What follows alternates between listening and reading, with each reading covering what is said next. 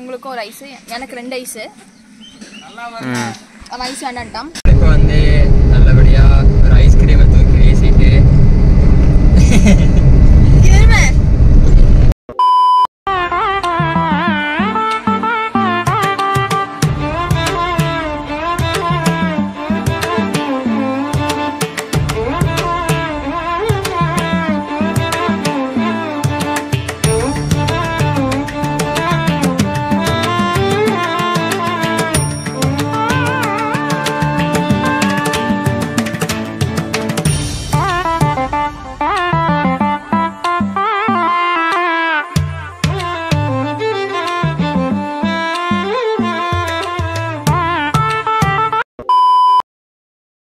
இப்போ வந்து கோயிலுக்கு வந்து நல்ல பையன் மாதிரி பொட்டெல்லாம் வச்சுருக்கேன். அது கொஞ்சம் நேரத்துக்கு எங்கள் அம்மா வைக்க சொன்னாங்க. ஸோ அதனால வச்சேன்.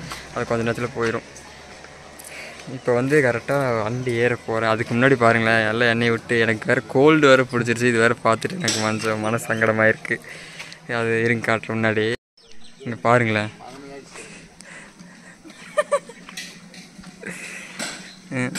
ஐஸ் இதுன்ட்டுருக்காப்புல இந்த பிபி ஸ்குவாட். உங்களுக்கு ஒரு ஐஸ், எனக்கு 2 ஐஸ். அவன் ஐஸ் வேண்டான்ட்டான். Yeah BB squad. How's my dress, how's my costume. அவர் வேறு ஆமாம் பர்த்டே அன்றைக்கி. கேர்ள் ப்ளீஸ் கமெண்ட் செக்ஷனில் கமெண்ட் பண்ணிடுங்க. என் ட்ரெஸ் எப்படி இருக்குது, காஸ்டியூம் எப்படி. மூஞ்சில மேக்கப் கழுவிட்டு பாரு, ஸ்கூல் வாசல்ல மாங்காய் பார்த்து வைக்கிற ஆயா மாதிரியே இருக்கும். போதும் இப்போ வந்து கரெக்டாக கோல்டு இருக்கிறதுனால சாப்பிட முடியல ஸ்கோடனுக்கு. அதனால தான் நான் அப்படியே கொண்டுருக்கேன். அதாவது வெயில் காலத்துல எவனுக்கெல்லாம் சளி பிடிக்குதோ அவன் எல்லாம் போன ஜென்மத்துல மிகப்பெரிய பாவத்தை பண்ண வைங்கலாம் அப்படின்னு சொல்லுது. எது சொல்லுது? அது சொல்லுது. மாப்பிள்ள என்ன ஃபேமிலி டப்பா நீ தூக்கிட்டியா? பால் ஐஸ்கிரீம் தான் எனக்கு. பால் ஐஸ்கிரீம் அது இங்கிரு.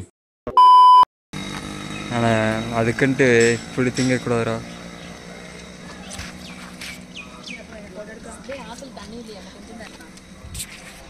சரி ஸ்கோட், இங்கேருந்து கிளம்பிட்டு வண்டியில் போக கண்டினியூ பண்ணுறேன். 5 minutes later. ஸ்குவாட் இப்போ வந்து நல்லபடியாக ஒரு ஐஸ்கிரீமை தூக்கி வீசிட்டு நல்லபடியாக தூக்கி வீசிட்டு வந்துட்டு இருக்கேன். Irritating fellows. இந்த மாதிரியெல்லாம் வந்து கூட பிறந்ததெல்லாம் இருந்துச்சுன்னா என்ன பண்ணுறது? டென்ஷனாக வருது எனக்கு. நல்லா இருக்க மாட்டேடா தம்பி, நல்லாவே இருக்க மாட்டேன். இல்லை நான் திங்க முடியலன்னா எனக்கு ஏன் வந்து இந்த மாதிரி பண்ணிருக்கு? ஐஸை வாங்கி ஒரு நிமிஷம் குடுறா அப்படின்னா நான் சாப்பிட்டுட்டு இருந்தேன். சரி ஆசையாக கேட்குறான், ஒரு வாய் கடிக்க போகிறான் போல அப்படின்னு சொல்லிட்டு இந்தடா அப்படின்னு கொடுக்குறேன். வாங்கி ஜன்னல் வழியை வீசிட்டு அமைதியாக வந்துட்டுருக்கான். ஆமாம், நானே எனக்கே இல்லை அக்யூஸ்டு தான் பின்னாடி தான் இருக்கேன். எனக்கே காது சளி பிடிச்சி தொண்டெல்லாம் வலிக்கிறேன்னு சொல்லிட்டு நான் சொல்லிட்டு இருக்கேன். நான் ஐஸ் போதுமா அங்கே பின்னாடி இதே 2 ஐஸ் திருட்டு வருது. நானே சரி பரவாயில்ல சாப்பிடட்டும் அப்படின்னு சொன்னா சாப்பிட்டு முடிச்சுட்டு வீடியோ எடுக்காம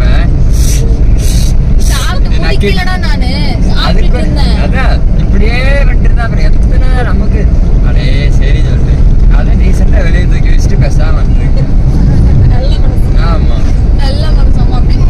வீடியோ அதான் வீடியோல பாத்துருப்பீங்கல்ல, எத்தனை எல்லாம் கமக்கமா அப்படியே தாக்கிட்டு இருக்காங்க. அது என்ன சேமியா ஐஸ் வேற. சேமியா ஐஸ் இருந்துச்சு. சேமியா ஐஸ் முடிச்சிட்டு மேங்கோ ஐஸ் வந்து அது நிறைய பேர் இந்த மாதிரி பண்ணுவீங்கன்னு தெரியும். ஃபர்ஸ்ட் எல்லாம் நம்ம வந்து 2 ரூபாய்க்கு 3 ரூபாய்க்குலாம் அந்த ஸ்கூல் டைம்ல ஐஸ் விற்கும் போது மேங்கோ ஐஸ், ஐயோ இது வேற ஆட்டாம ஓட்டுங்க சார், டிரைவரே சரியில்லை அப்படின்னு 3 ரூபாய் ஐஸ் 2 ரூபாய் ஐஸ் இருக்கும்போது மேங்கோ ஐஸ்க்கு ஃபுல்லா அந்த மேங்கோ அந்த உறிஞ்சில அந்த மேலே போட்டிருக்கவங்க டேஸ்ட் எல்லாம் அந்த ஃபிளேவர்லாம் வந்துடும். வெறும் அந்த ஐஸ் கியூப் மட்டும் இருக்கும், வெள்ளை கலராக வரும். ஸோ அந்த மாதிரிலாம் இருக்கும். அந்த மாதிரி வேலைத்தனம் பண்ணிட்டு அந்த ஐஸ் கியூப் மட்டும் சாப்பிட்டு இருக்கோம். ஸோ அந்த மாதிரி வந்து இப்போவும் பண்ணலாம் அப்படின்ட்டு உட்காந்து உறிஞ்சிட்டு இருந்தேன்.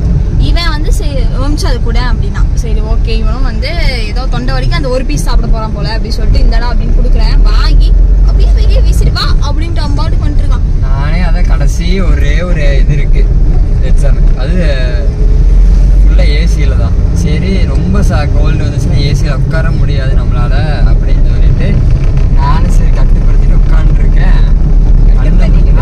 கண்ண முன்னாடியே உட்காந்துட்டு எல்லாம் அவங்க டீசெண்டாக அங்கேயே முடிச்சுட்டு வண்டியில் இருந்தாங்க. அவங்க ஒரு ஐஸ் சாப்பிட்டாங்கடா, நான் 2 ஐஸ் இருந்துச்சுடா. கடிச்சு சாப்பிட்டோம். நான் அந்த சேமி ஐஸை கடிச்சு தான் சாப்பிட்டேங்க. உண்மையாவே சேமி ஐஸை கடிச்சு சாப்பிட்டு அதை முடிச்சுட்டு தான் வண்டியில் ஏறும்போது மேங்கோ ஐஸ் மட்டும்தான்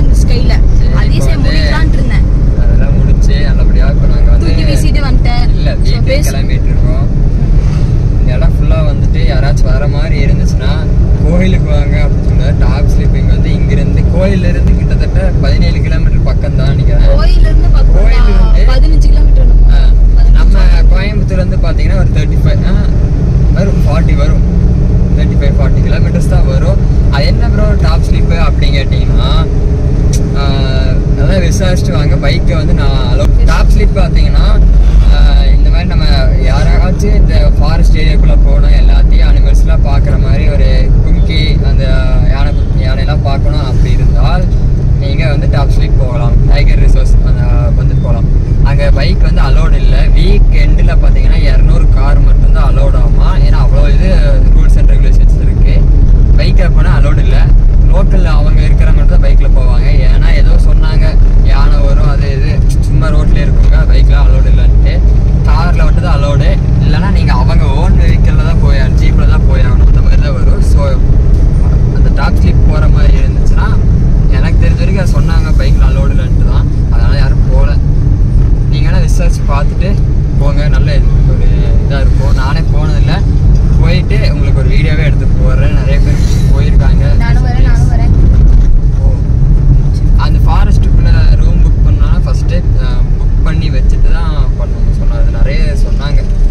ஏன்னா அந்த எப்படி சொல்கிறது, ஃபுல்லாமே இந்த கும்கி, அதுக்கப்புறம் நிறைய 68 படம் கிட்டத்தட்ட அங்கே எடுத்திருக்காங்களாம்மா.